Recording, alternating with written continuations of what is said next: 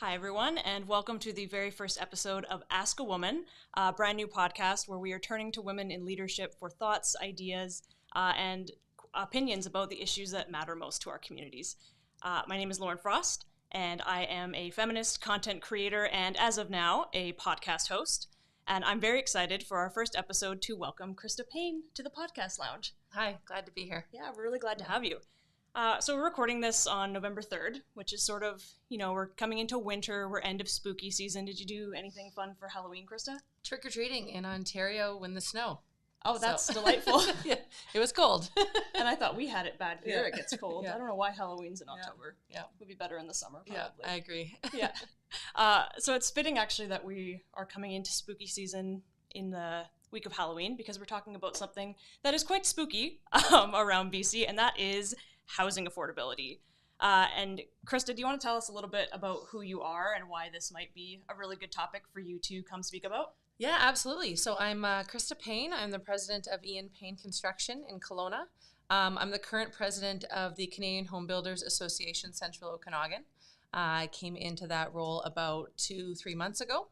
I'm also a registered interior designer, a Red Seal carpenter as well as being on the board of directors for the Interior Designers Institute of BC and part of many other committees and councils and groups and stuff throughout the industry. Awesome. So you're very well versed in the topic of home building, very tuned into the topic of housing affordability, for sure. Yes. For those who don't know, can you tell us a little bit about the Canadian Home Builders Association, Central Okanagan, and what their sort of role in all of this is? Yeah, so the Canadian Home Builders Association is the voice of the residential industry. Specifically, the Central Okanagan is the one that I'm the president of currently. We represent and advocate on behalf of all of our members at all levels of the government so that we can make sure we're a good voice for the residential industry in the Okanagan. We provide education for builders and make sure that people become qualified and certified in the industry. We work to address important issues in our industry, such as housing supply, affordability, energy efficiency, and increasing trade capacity. Yeah, lots of stuff. Yes, big job lots you have of stuff. there. So I'm going to go into, as part of this episode, a little really brief history of housing policy in Canada and sort of how we got to where we are today in the Central Okanagan, in BC, and in Canada in general. But I'm wondering if you can talk first a little bit about some of what you and or the CHBA see as some of the underlying causes of unaffordable housing in the Okanagan specifically. We always hear, is it the sunshine tax? Everyone wants to live here, so it's expensive. Is it all those people selling their homes in Vancouver and moving here where it's cheaper to buy real estate? What are some of those causes that you tend to think about a lot? Yeah, absolutely. All of the above, honestly. It's no secret that the Okanagan is a beautiful place to live. So a lot of people definitely want to move here. It's not just from the Lower Mainland. A lot of international new clients come in, and a lot of people from Alberta, and a lot of people from around BC are just wanting to move to the Okanagan. So obviously, it's becoming a place that a lot of people want to move. And with that, there's a lot of things that come with that. Obviously, costs associated with just the demand of how many houses need to be built and renovated in the current situation we're in. The National Building Code continues to be updated. That is something that definitely causes a lot of cost increases. It's my position that the National Building Code continues to be revised to, save lives and make the homes that we live in a lot safer, which I fully support. But with that comes cost. So it's accommodating those costs associated with that. And as the building codes change, new requirements have to be met. And it's just a little bit of a learning curve for a lot of the builders out there right now. So that sometimes comes at a cost. And ultimately having enough people. So really, we don't have a lot of enough people entering the trades. So, that definitely is starting to add to the cost when you're not having a big enough team to, build these houses or renovate these houses. Yeah, It's a complex issue. Yes. There's so many different angles you can look to for both to blame as part of the problem, but also to find solutions. Correct. And I don't think any one of them is the only right way. I No, think we need a absolutely really not. broad approach because it took decades to get us here, as I'll go into, so it's not going to happen overnight that we get ourselves out of it. Yeah, I agree. But I appreciate your thoughts on some of those causes, because I think people have, you just hear a lot of things in the media, and it's hard to know exactly what is the cause, and that's probably because there isn't just one. No, correct. Yeah, there isn't one. For sure. That would be nice, though. Yeah. It would make it easier to fix. It would be, yeah. So I'm going to go into, like I said, a really high-level overview of the housing crisis in Canada. I'm not starting way back when, because we'd be here for a long time. Yeah. But I think it's important to sort of understand all of the history behind this, because like I was born in the 90s. It feels to me like it's always been like this, but that's not the case. There was decisions made. There was some different world events that contributed. So I would like to chat a little bit about that for the audience's benefit and for my own as well, and maybe for yours as well. I don't know how much of this you know in detail. So that's good. So it is a complex history, but we're going to start around the mid-20th century. So in response to the need for affordable housing that were kind of brought on by the Great Depression, brought on by World War II, policies in Canada start to be put in place to incentivize homeownership. And this is something that's a little bit new. Like before, people would rent a lot more, and now we're starting to see a real push to get Canadians into the real estate market. And this includes the National Housing Act. And essentially, all of this culminates over the course of a decade. The federal government creates policies to improve the lives of 3 different groups. And this is a report I read. I think it's from the 90s. I can't remember. I'll put it in the description so people can read it. The 3 different groups, they broke it into. 1, those who could afford to build their own homes without assistance. 2, those who could pay market rent or, given some financial assistance, eventually own their homes. And the 3rd one is those who cannot afford to pay the rents for satisfactory housing. And those are the people who are living in overcrowded situations. They're just not living a good life in terms of housing. So in response to this, the government puts lots of emphasis on a couple of things. One is the construction of public housing and purpose-based rentals. So that's the idea to help the lower third who can't own their home right now, just to get them into something that's a little bit better, right? Makes sense. And then there's homeownership assistance programs and incentives that are helping the other 2 groups, the people who can and want to own their homes.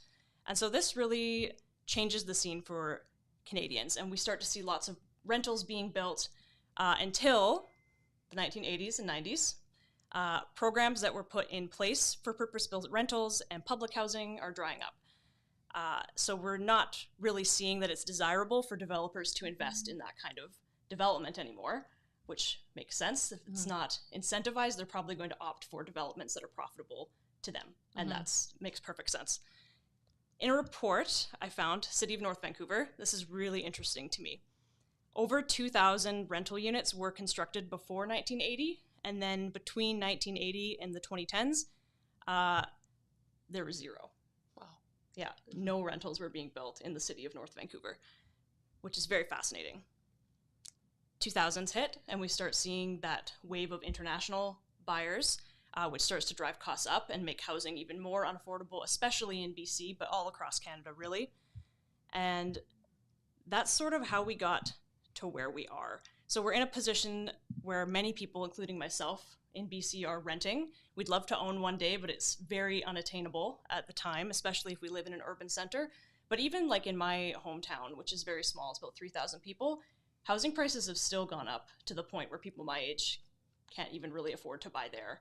And that's really disappointing for lots of Canadians, for sure, especially when we come from a place where past generations were benefiting from these policies of incentivized homeownership. We think we all have like a grandparent who's like, yeah, I bought my house in cash. Yeah, like I have a grandparent like that. Yeah. It was like a year's salary worth. I'm like, wow, that must be nice. Yeah. So it's hard to sort of cope with not being able to maybe access those same incentives. So all of that, given that complex history, like we talked about, there's so many different approaches to sort of undoing some of those issues and really getting us back to the place where renting and owning both are affordable, and that Canadians and British Columbians and people in the Okanagan can have a decent roof over their head and not be paying so much of their income towards rent that they can't get ahead in other places of their life. So what role then do you think home builders, because I know that's your area, what role do home builders play in tackling the housing crisis? And I'm curious about some of the solutions that the CHBA CO are advocating for. Yeah, it's a great question. Again, we kind of touched a little bit on it before that I wish there was just one simple solution for all of that. But it really takes a whole team to solve this problem. The home builders alone definitely kind of are the umbrella, if you will, where they're building the houses. But in order to build the houses, there's a lot that come into that. Obviously, zoning of property, approval of permits in a reasonable time frame, so that people aren't paying too much interest waiting for the house to be built.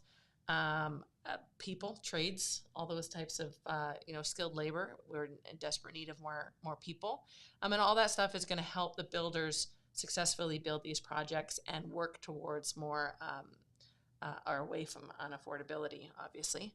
Yeah, and then for CHBA, we're advocating on a lot of processes to make housing cheaper in ways so that more and more people can afford it.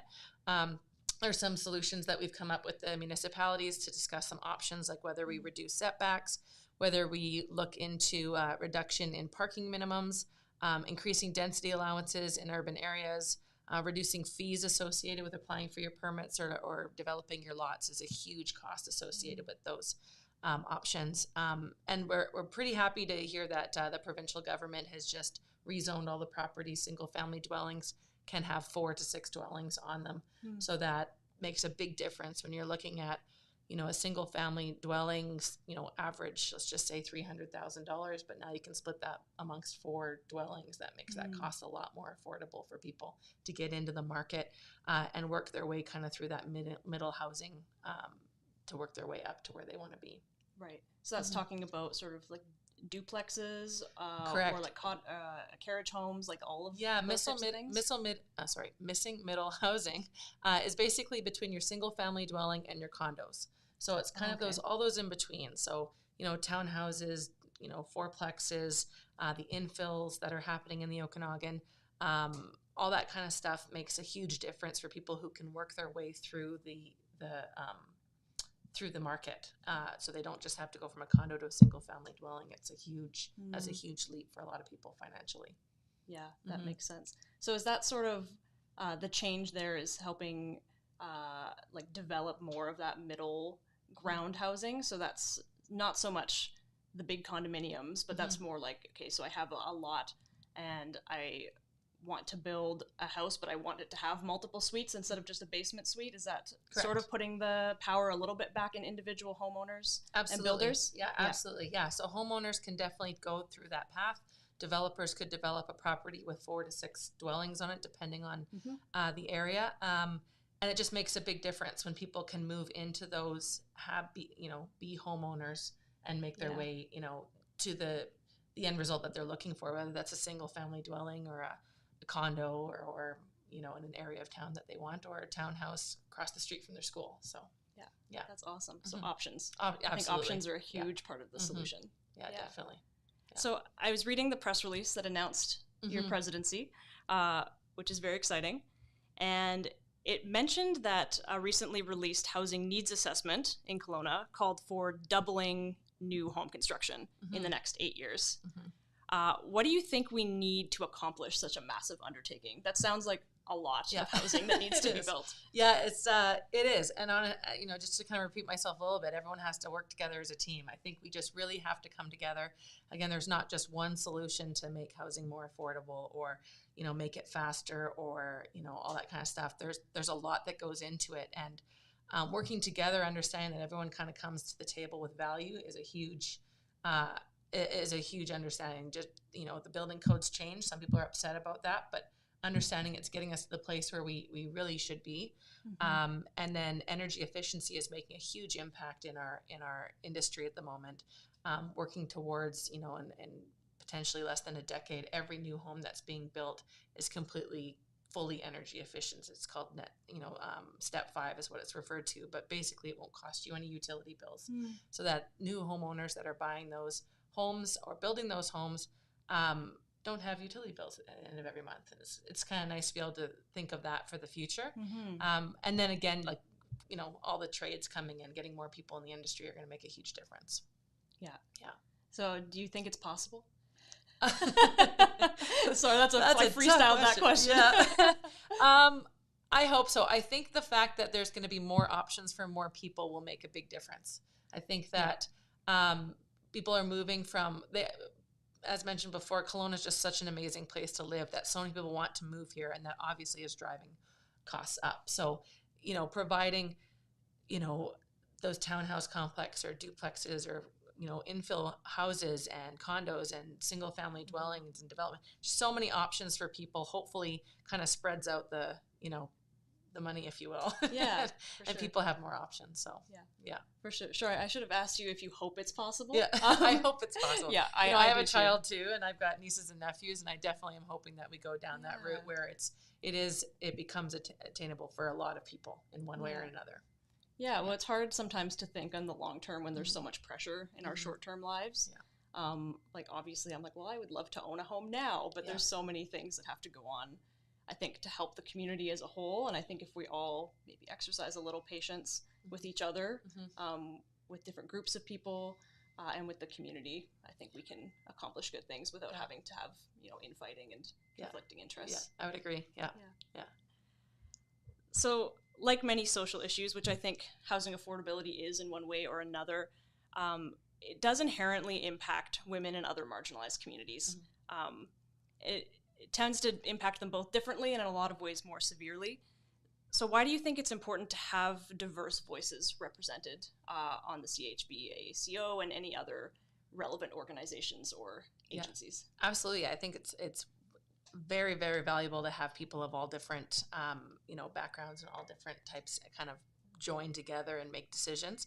I'm part of the Women in Construction in the Okanagan, and we are a fantastic group of women, like the ones on our committee. There's 10 or 11 of us that all come from completely diverse options, but also kind of the same, like also kind of, found our true kind of calling in construction and just love it. And it's, we're working hard towards getting more and more women to understand their value in this industry as well, but also the fact that there is a fantastic career choice here for obviously everybody, but women as well in this industry. And then on the CHBACO front, we have, I think, one more female than male right now on the board of directors. We had our first female president, Cassidy DeVere, about 2 presidencies ago. Then I'm the 2 later is me, and then we've got our second VP as a female again. So we're working towards keeping that equality and pushing towards making sure everyone feels welcome. That's awesome. It's good to hear that there's a shift in so many industries where maybe women were typically in decades past sort of pushed out or not even far enough away, like not even allowed to be a part of. It's great to see that so many industries are shifting almost the other way, or at least to parity and having equal number. Absolutely. Of folks. And it's come a long ways. When I first started in the industry in the Okanagan about 10 years ago, working for my dad's construction company, it didn't seem like it is now. Like it has changed so much in the industry now. I meet more and more female builders, and more often I'd say probably over the last 3 to 5 years, it's gotten to the point where the clients don't even question it. They're just, yep, this is my builder, and it's not weird. Yeah.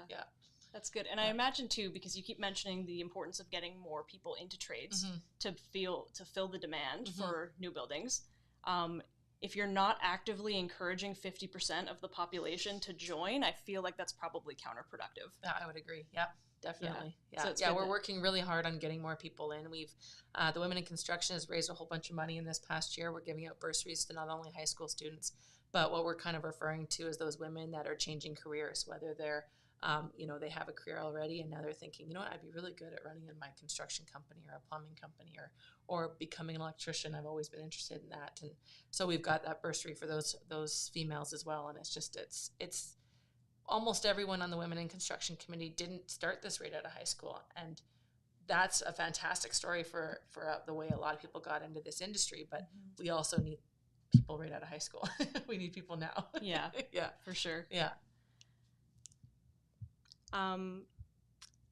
I believe that's all that I had to talk about today. Okay. I really enjoyed having you on this episode. I think that it was really great and enlightening to hear some solutions rather than just talking about the problems. I know I'm really interested in asking people who know what they're talking about better than I do about what's going on. And that's really the vision behind this podcast, is to ask women about it, because women have so much to contribute in all areas of expertise. So I'm really grateful that you came along this journey. Thank you. I really appreciate it. Yeah. Yeah. Do you have anything that you want to direct people's attention to? Anything to plug or ask our listeners to do? Yeah, if you reach out, contact the CHBACO website. There's a lot of opportunities through there. We're going to have a women in construction kind of contact through there. And really just, there's a bunch of events that are on that website that people can come and just join in and meet people. The CHBA BC, the provincial association, is working towards creating a mentorship program, which I think is going to just take off. So anybody out there listening who wants to become a mentor or is very interested in finding a mentor, please reach out. And just understanding that this industry has so many opportunities. It is not just that, that person you see on the side of the road doing construction. There are probably 300 different opportunities that you can join in. So, yeah. And you and I and other women in the community have talked about that before. Yeah. Like, I think people don't understand the full breadth of trades. Yeah, so definitely check out some of those resources that Krista mentioned. Even if you're just thinking about construction as a career and you're not there yet, I'm sure there's something for you and somebody who would love to talk to you. Yeah, absolutely. Yeah. Awesome. Well, thank you so much, Krista. And thank you, everybody, for listening. If you like this episode, please subscribe to the Kelowna Now YouTube channel. Share the episode with your friends. It would mean a lot to us to get this wonderful little podcast out to more of the community. So thank you so much.